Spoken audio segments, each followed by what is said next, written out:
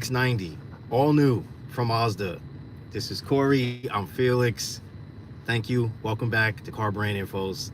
So let's get into it, I'm Corey. so excited, my man. So, premium versus luxury in today's market. I mean, it's really hard to define premium and luxury nowadays because the competition, you got the Kia Telluride, you got the Acura MDX, you got a lot of decent competition.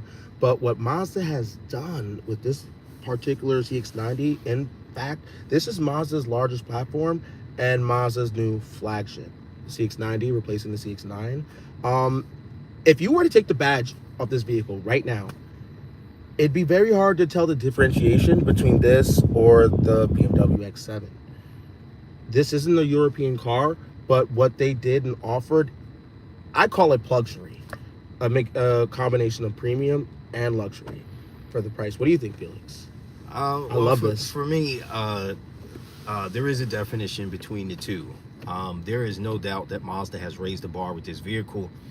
Um, the regular journalists that are talking about this vehicle is putting it up against the main market, Yeah, mainstream market competitors. Now, Mazda decided they are not going to do what all the other mainstream brands have done, and that's to create a sister brand to offset their everyday models for the everyday American, right? So, Toyota has Lexus, Chevy has Cadillac, mm-hmm. Ford has Lincoln, Yup. Nissan has Infiniti, and Honda has Acura, and so on. Hyundai has Genesis.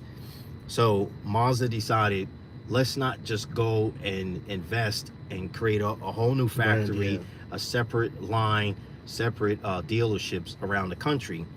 Let's contain that cost, but let's build cars, one platform, one car to compete with both sides of the market. Now, this CX90, I'm going to say, is the highest bar Mazda has reached so far. Over the years, Mazda has been a premium brand. In their 100 plus years that they've been in existence, they have built cars throughout their time where they've made premium vehicles.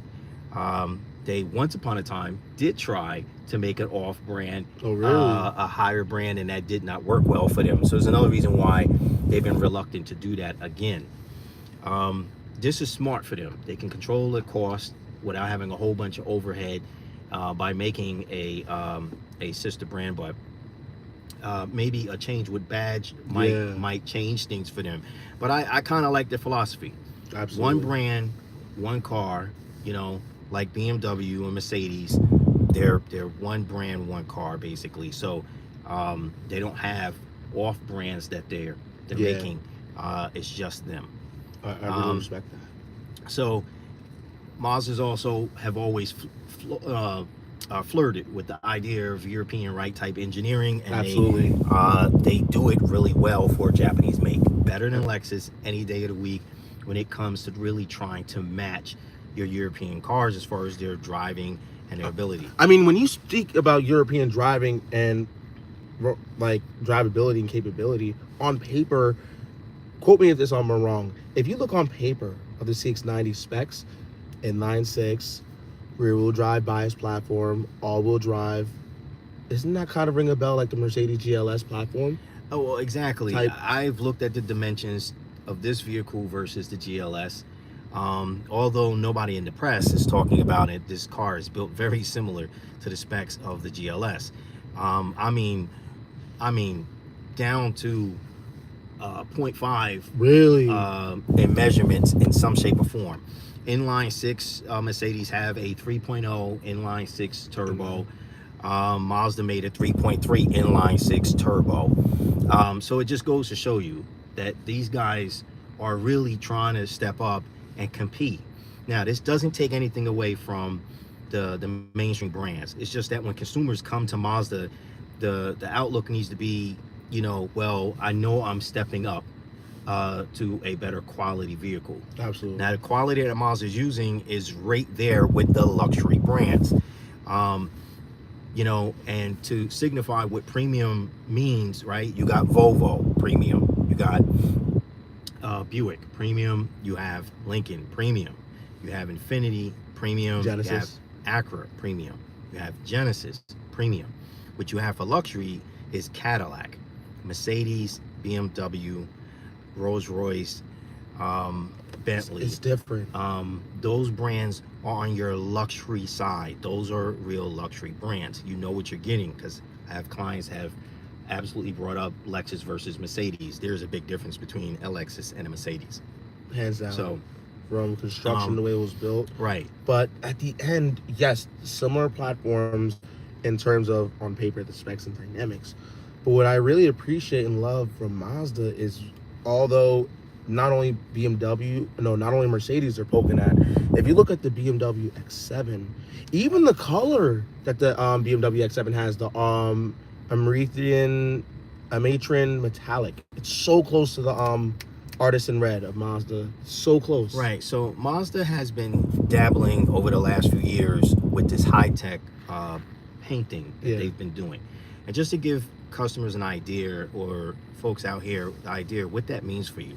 Now, Rolls-Royce does it better than anyone. They have a 21-step process for their painting and designs for the way paint lays on the body of the car. You just can't touch that. And, you know, Mazda is up to a stage 4 process for their paint. And this definitely means that the paint's not going to fade or chip or flake, should I say, or wear off, where you have, you know, I know everybody have seen cars out there where you see the paint is just completely deteriorates, right? And that's because that's a single coat type of system, and that's what most brands do. Mazda is now dabbling into a 4-step process paint. It really makes the paint pop. And Mazda has this new language, you know, with lights and shadows, right? Which is what they've done with this vehicle as well. Is that Kodo or? Well, they have Kodo design, and it's still, that's the main focus of their design. But what folks don't understand, when these manufacturers are designing the panels for the cars before the car is completely assembled, to have no efficient direct lines, to have a panel still have folds and curves in them without it having a crease, it's really hard to do, because you have to heat that metal and bend it to a certain way so that without it making a complete crease. A crease would be like a 90 degree, like completely L shape. When you can design a fold where it's just folded without actually creasing in the metal, that's really hard to do in the industry. Mazda has done it best. They really do believe in, you know, their Tacoma Masters designs, and, you know, which takes them 10 plus years to master to build your car. This is a brand, again, for the pricing, you cannot beat what this factory is giving you for your dollar. I can almost assure you, even though other brands out there that you know by badge, you know, Toyota and Honda, Nissan and so on, they're not going to this extent to earn your business. Mazda has really stepped their game up quite a bit.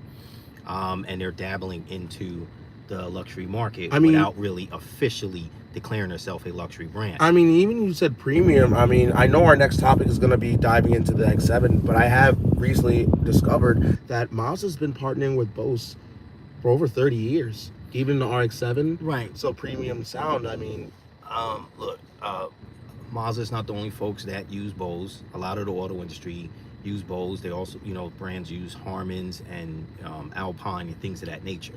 What I like that Mazda still does that a lot of brands don't do or don't have the time to do anymore, they still invite Bose to their factory when they're going to work on a new project or design for an automobile, and let Bose, because they're the professionals with sound travel, right? How sound's going to fill the cabin and travel in that cabin based off the design, and let Bose tell them and design where the speakers should be put. Now, Cadillac used to do this a lot with Harmans, and you can definitely tell the difference when a manufacturer has partnered up with a sound company and let them place the speakers where they think they belong in that shape of that car or that vehicle. The sound just travels beautifully. It's important. Mazda, with their relationship with Bose, has continued to keep doing that. Although other factories are larger, they don't have the time anymore. So now they just purchase the equipment from the factories, and then their engineers put it in themselves and tell the designers where they think the speakers should go. So there's a big difference in when you know, so you can have a Honda that has Bose and have a Mazda that has Bose, but I'm going to tell you the sound quality is going to be different right off the back, just because one, we had the people in the factory. Yeah, we're not mass working produced. on it. Yeah, Right. very nice. So speaking of just the sound system, just overall is what you're getting because the whole driving aspect of the vehicle. Even just looking at it, I said before, if you take off the badges and look at this vehicle with the BMW X7, I mean everything you're getting in the value. I mean the BMW X7 starts at $80,000. Yes. $80,000. And then you have to add the packages. Wait, so that onto doesn't those come with the prices. top of the line stuff? No, that's where it's starting out basically, and then BMW has Then you always build. been really good. Then you build, right? There's packages. Oh, so like, So when we do get clients, they're going to come in. They're going to say, hey, I see this vehicle is XYZ dollars. I'm going to compare it to another vehicle with the same XYZ dollars. Does not equate that you're getting the same equipment for the same XEY dollars, right? Yeah. So that's what people don't understand. They're just looking at the official price point of the car and going, okay, let's just look at let's say $60,000. So then if I go to Google and say pull up $60,000 vehicles, and then I have to pick a choice from them, okay, now I need to see what I'm getting for that $62,000 of my money. So that's what people have to understand when it comes to shopping for a vehicle. If you're paying 40, what are you getting for your 40?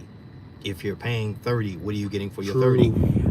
Mazda has done really well with their packaging with their cars. Absolutely. It's always been the best bargain brand for what you get for your dollar. You just can't beat it, hands down. The quality is there, hand craftsmanship for a lot of things in their vehicles. They have this real maple wood that they're using in their car. This is really nice. This is right there with Volvo, BMW, and any of the other brands that's there. Bentley. It's not imitation. It's not like flaky, cheap. Everything these guys are doing is at a quality level. All right, so I'm sorry to cut you off, but you're saying about the starts at 80,000 BMW. So that means that our CX90, the Select, starts at 40,000. So the features that are in that, so basically you'd have to add more for the BMW. Yes. Oh my gosh, yeah, no. So even the top of the line version right here, so the way Mazda looked at it, if you did a fully loaded CX90 and you were comparing third row to third row and not like the X5. Yeah, I hate when people do the X5. Why would they do that? Well, because they're looking at the MSRP of the vehicle. But if we match physical vehicle to vehicle, and just so you guys know, Mazda did not clear this as a direct competitor to the X7. We're because it's a third row to a third row. Yeah. So X7 third row to the Mazda's third row CX90. It's about a $40,000 to a $60,000. About a $40,000 to almost $60,000 difference swing compared to price, right? Because the X7 is going to start off around 80, and it's going to go easily to 100. So you'd have to jump into the M version of anything to get the features. So if I'm Mazda and my car is $40,000 less, for say, than that car, and you're getting everything at top dollar at 60 or 65,000, there's really no debate which one do I go with. I'm getting more for my money here. The other thing is, Mazdas are highly rated for their reliability, so less chance that my car is going to be in the shop.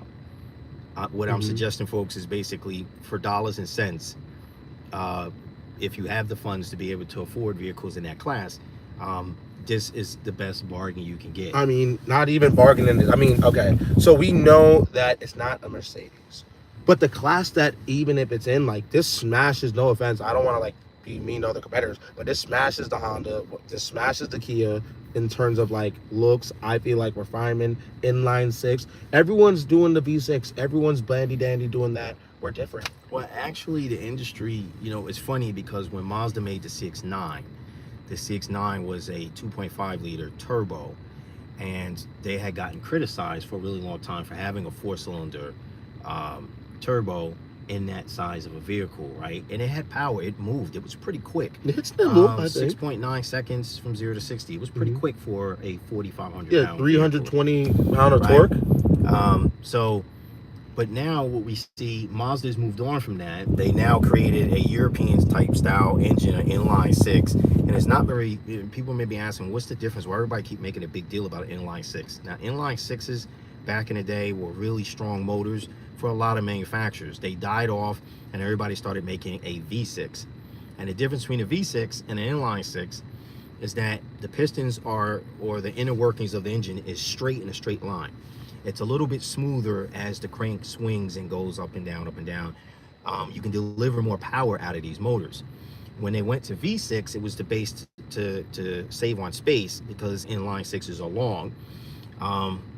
And it would be really hard to lay an inline six this way, Yeah. and have the powertrain roll. So it would have had to been a rear wheel drive car. And as we know, at some point in the United States, everybody swung and started going front wheel drive for their vehicles. So V6s were now the counterpart. And with a V6, because it's shaped like this, it has this motion of moving with like an odd shape, right? So it creates a slight vibration. Yeah. So inline sixes are smoother, quieter. You can get more power out of them. But the simple fact that now everybody in that segment is now dropping from a V6. They're now going to 4-cylinder turbos, where that's downsizing. where Mazda was, when they created the 9 back in 2016. Yeah. So it's funny how this brand, engineering wise, they come up with this stuff, they make it work, and then as they move on, the rest of the big guys come in and they go, okay, well, that was working for them, let us move in and take that tech. So now what you'll see, a lot of those same main brands who had V6s, a lot of them are dropping them because they're trying to still get their emissions down, which is extremely hard. And that's what a lot of people understand, how hard a manufacturer's working to really, help with global warming, the environment. and the environment, right? Yeah, because It's like the new Pilot that came out from Honda. They changed their V6. If you're a Honda fan, just so you know, the new V6 that's put in there, the 3.6 liter, same horsepower as the last 3.6 that was in the Pilot, but they do not drive the same. Just gonna let you know. Yeah. One had the old variable valve timing system in it, which was the one the generation before, but the new generation does not have that. Why? Because they needed to control their emissions, make the car a little bit more fuel efficient. So doesn't drive the same. We'll see how long Honda holds on to that. Yeah. Same thing with Kia and Hyundai with the Palisade and the Kia Telluride. Are they going to keep their big 3.8, or are they going to drop it and downsize to a turbo 4? We have to wait and see. But right now, what you get for the dollar is hands down, you just can't beat what this brand is doing. Absolutely. They're very smart and strategic. I know a lot of people think that Mazda is now going into the price gouging market because they built this car and are asking for the top fully loaded one at 62,000. But by far, no, they're just really smart at what they've done. Before a manufacturer even designs a car, they send people out to do legwork to find out how the market is doing. Does it even make sense to build a car? That's why they killed off the Mazda 6, which we really hope they use this powertrain. They're gonna bring it back. They're just gonna slap the Mazda 6, which would be amazing if they brought back 9.6 in the 6. Yes, that would. We called it. We called it. That would be fantastic if they could do that. Yeah, it just makes sense. But I mean, speaking of we called it, what do you think the perception of the brand is now after this 90? I drove home the other day and saw a 90 on the road. I was like, oh snap! It doesn't look like anything else. But I mean, what do you think about the perception of the brand? I think Mazda is onto something. I would like to see them pick the pace up a little bit with introducing their new models or their lineups to the market. Yeah, that's the only thing that really, if anyone says, well, what's your real big complaint or beef with Mazda, it will be their timeline of when they bring stuff out. This is a vehicle I would have loved to see them bring out maybe 3 to 4 years ago. And I get it, they're not as big, so they don't have the wallet as some of the larger brands to do things on the fly. But if this brand had such, I think they would be in a completely different place right now as far as how people view them. I know they got a lot more stuff up their sleeve. I just wish they can get these things out to the market in a timely manner so that their fans and their customer base can be happy with what they're bringing to the table. And I also love, I'm sorry to interject, the 8-way power adjustable on the power side. And what's new is the power, this is Mazda's first powered motor for the steering wheel. Yeah, so this has a powered steering wheel where like now your luxury brands do, where the car can memorize the steering position that you have it in case there's more than one driver in the household, which is nice. And I'm sorry this is definitely, borderline luxury, definitely premium. Does the Mercedes even offer the personalization feature? I don't think so at this time. So yes, Mazda has introduced a lot of new tech in this car. Besides the powertrain, The all new for them, platform, the new platform. There's a lot of new, nice touches to this vehicle. every Um, aspect of it. Even with the safety, they went a little bit above and beyond. So there's things in this car that you can't get in the CX5 or the CX50. Like they really have stepped the game up quite a bit with this vehicle. So there's a reason why it's 62,000. It's not just 62 because they just decided to mark it up. There's things you're getting for that money that you're not going to get in some of the competition. Yeah, and what you get for $1. And even we watched the Motor Trend vehicle at the rolling start. It was so close. Yeah. So some of our YouTube buddies decided, and I'm glad, I'm proud of them that they took the bold step to take this vehicle up against the German brands, both the Mercedes and the BMW. Now I'm gonna say, the X5, right? The X5 and the Mercedes GLE, but both those vehicles had more horsepower. They did not weigh as much as this because they're not as long. This has the third row. Those vehicles are just 5-passenger vehicles. What? They both were? Yes. Why would they compare them then? Because that's what they were able to probably get their hands on to do the video. But anyway, they did the drag strip, and so guess what happened? Yeah, the 90. I'm just gonna say it did really well. It surprised some people. If you guys get a chance to tune in to watch their drag race video, take a look at it. You can see how impressive the Mazda is. So, wow. I wanted to cover something while we're doing this today. Mazda has a saying called "C.B.I. It's a Japanese saying of, if you look it up or Google it, it defines horse and rider as one. Now, for anybody that's in the anime, Mazda is your brand, because if you love Dragon Ball Z or any of the Naruto, any of these guys, that's Mazda, 100%. They're always the underdog. They punch way above their weight. But C.B.I. is all about the drivability of their vehicles.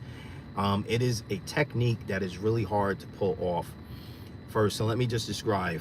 I've broken the industry up in a couple of different groups, right? So to me, your real true outdoor brands are like Subaru, Jeep, and Land Rover. And Land Rover is like the luxury or premium version of that, right? And Jeep is now trickling into premium because they offer $100,000 vehicles now with the Grand Wagoneer or whatever it is that just came out.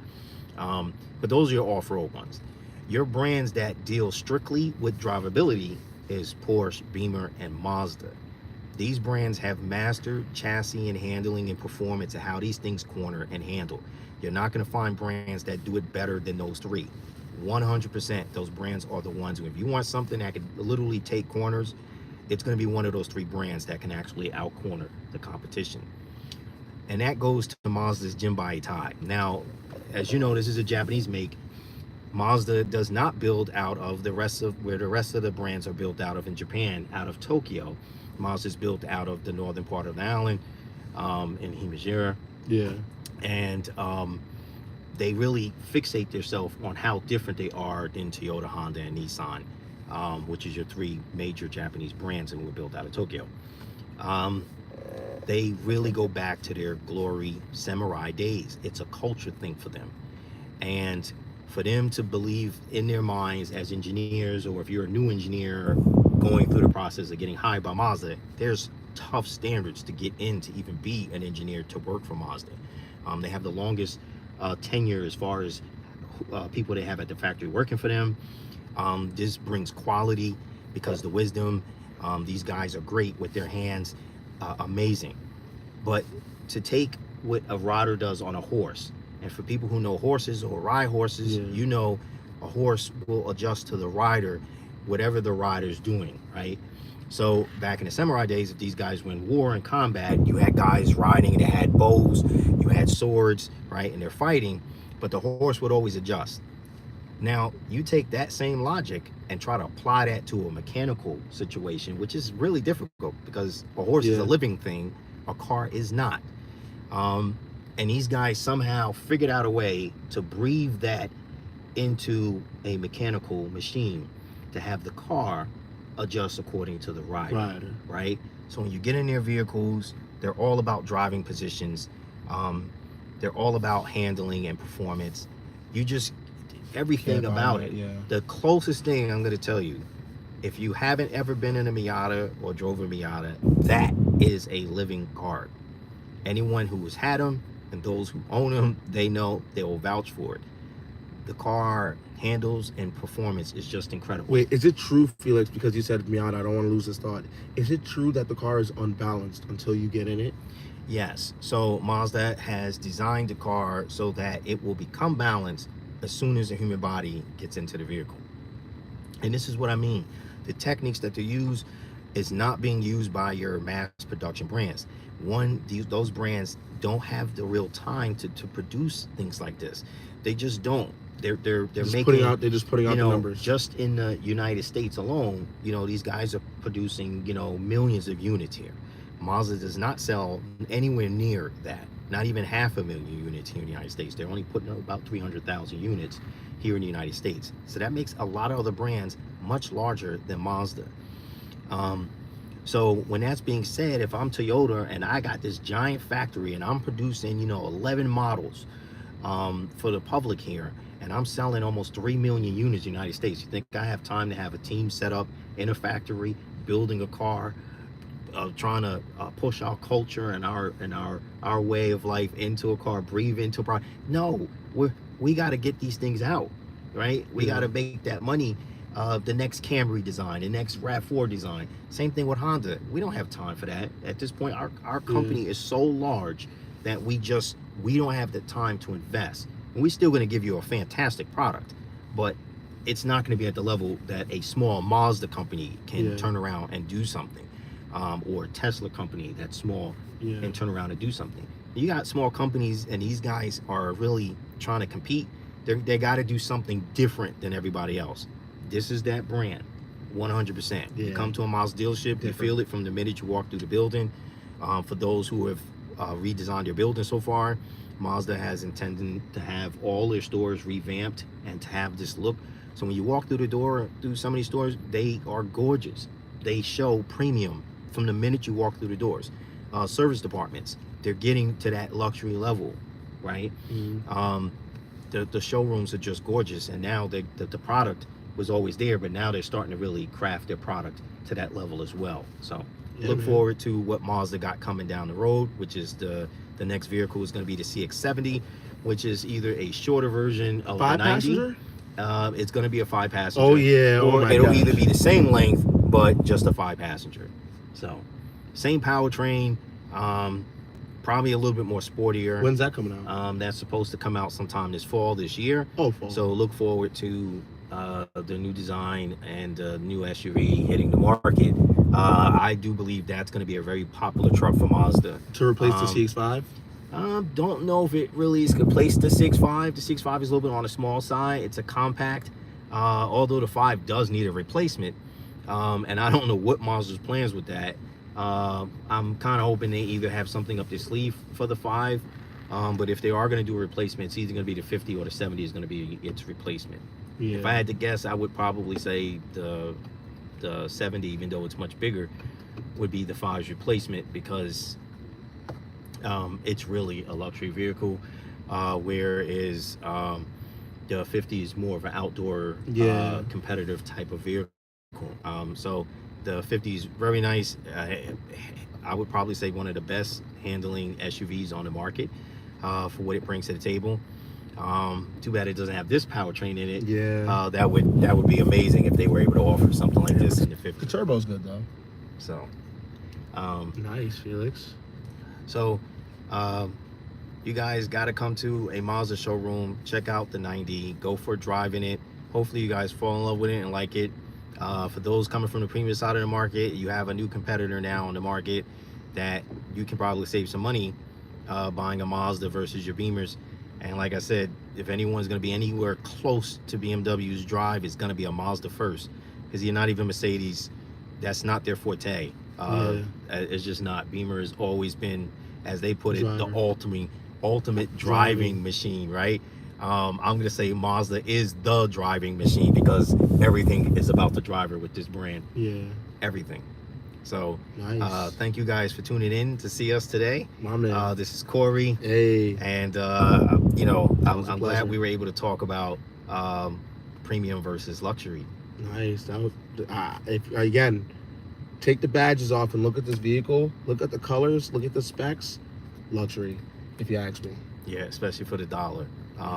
We got, you know, folks coming in. They look at let's say Acura, and a lot of those folks will come by Mazda instead because of the price point, but they know they're getting much higher quality out of this product than they would day and night. And again, less issues, high reliability, which is the most important thing, because if I'm enjoying my vehicle all the time versus being at the dealership having it repaired, I would prefer that versus, you know, even if I had the money to throw away like that, I would prefer to be in my car driving versus at the dealership getting a repair of some sort.